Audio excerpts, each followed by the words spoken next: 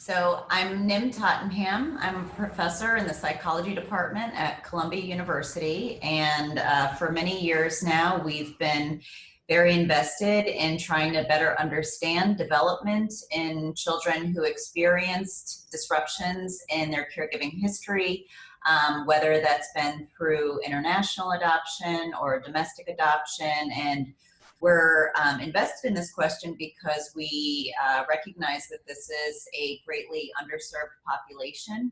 And we think there are a lot of important questions to answer that families want to know, that children want to know. And so we've been engaged in this research to better understand what are factors that are going to promote growth and thriving in children who've experienced early disruptions in care. What drove you to begin your journey to be a psychologist, and then what kind of things did you experience that led you to realizing that adoption and foster care children are coming from such hard places, and what made you focus on that? Mm-hmm. I think it's a lot of things that came together, both personally and professionally. I think one of the essential drivers was just my sort of interest in the role of early experiences in general, and sort of recognizing that as humans, we have this really long period of time that we're hanging around our parents. And that is a really kind of curious design for a species. It makes us unusual compared to other species, but it sort of shines this light on, there's got to be something important going on there in that investment in early care. And so being a neuroscientist at the same time, really interested in, what is the human brain expecting from its environment in order to learn everything that it needs to become an adult. So I think thinking about children's early experiences with their parents, and if those are disrupted, and sort of how later experiences come into play, if early experiences were not ideal, if they were adverse, how can later experiences really foster growth and promote really positive outcomes in kids has just always been of interest to me. What do you actually meet with families? Do you know, how do you do your research is what my question basically is. Mm-hmm. So we invite families who are interested to come in to our lab here, and we try and make it a really fun day for kids. We don't want it to feel like work for them. So we design a lot of computer games that are hopefully somewhat fun for kids, but also scientifically informative for us in tapping into areas of behavior that parents often have questions about. So it might involve things like impulse control, which we know takes a long time to develop in kids. Emotional reactivity, which can be influenced by things that happen early in our lives. And at the same time, we talk to parents to learn more about kids and their experiences. And we give kids lots of treats, and we give them money at the end of their participation. If they participate in a study that involves an MRI scan, they get a movie of their brain to take home, which I think is really cool too. Wow. So it's usually about a 3-hour visit, but we hope. And we hear from families that it's a fun day and a time to really think about your family in a way that you don't normally get to do in the hustle. Right.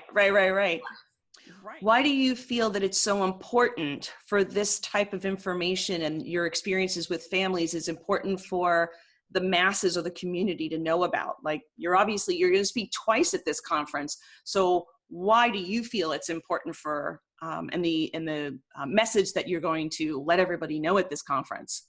It's a good question. I think that it can serve several roles to people, and different people get different things from the information. I think that sometimes it's helpful to get a sense of on average, if there are going to be behavioral concerns, where do they tend to be? And sort of get us, that average can be helpful in organizing behaviors for families. Sometimes when you're with your own kid, it's kind of hard to see a larger picture. Yeah. Oh, the outside of the box. Yeah. Than someone who's looking at hundreds of kids at once. So I think that can be very organizing in many ways. And at the same time, moving beyond those averages, I think we pay a lot of attention to the individual differences that we see across children. So one child is often very different from another child, and we want to understand what produces those differences. And if we can understand that, then maybe we can understand where do we want to place our efforts clinically or in terms of what families are doing to promote positive behaviors for children that might be struggling in certain domains. Wow. Okay. All right.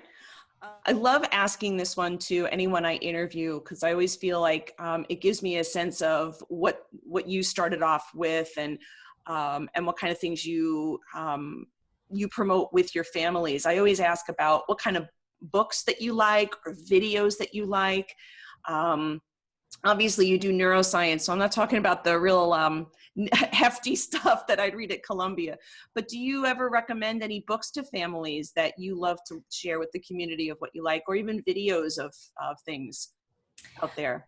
It's a good question. I actually gave my favorite book to a family recently, and so I'm going to get the title wrong, but I can look it up and I'll put it up there for you. Give me a guesstimation of what it might be. It was a book that I think is called, it was specific to international adoption, but I thought that it was written by a parent who's also a clinician, and I thought that she did a very good job of capturing some of the behaviors that one might see in their children if they've experienced, for example, early institutional care that aren't necessarily talked about so much outside of this population. And so it's called Parenting Your Internationally Adopted Child. To tell you the truth, I learn the most from talking to families and talking to parents and hearing what their individual experiences are. And so, I actually would ask you, for your expertise there. I find this book, because it's written by someone who's both a parent and a clinician, she's very good at sort of telling narratives and mixing that in with the science. You sort of get a sense of an arc of where a child's coming from and where she's seen them go. And that really helps paint a picture in my mind for, thinking about children as children and not just data points. Right. The last two things is, one, what in general are you talking about? I mean, you get to talk twice. So what 3 times, sorry. Oh man, my brain. Don't give out all your secrets, but what are you going to be telling everybody about 3 different times? Yeah, that's a good question. It's a long time. I don't know if people want to hear me talk that Hold on a minute. I got to write it tonight. So my first session is going to be about kind of the principles of neuroscience that drive a lot of our questions. So there are certain things that I walk into a talk already thinking about in the back of my mind, and I want to use that first session to get everyone on the same page. So it's really talking about the interplay between experiences and biology, and thinking about behavioral development. I'll be talking a lot about the concept of sensitive periods in brain development, and also talking about the importance of later experiences in shaping these behaviors. So the first is kind of a primer of neuroscience principles. Then I'll be talking about, at the keynote, it'll be a broad overview of the types of things that we've been discovering over the past 2 decades or so on development of children who have experienced early international adoption, mostly children who experienced early institutional care.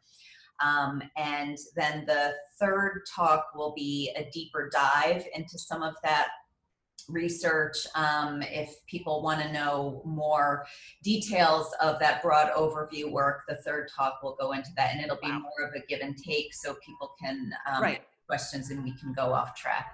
Is there anything, before I actually end the interview, is there anything you want to add? Is there anything you want to tell the community from yourself? I usually ask that just as an ending, just in case. Is there anything that you'd like to let the community know about what you do, or a message of some sort that's important?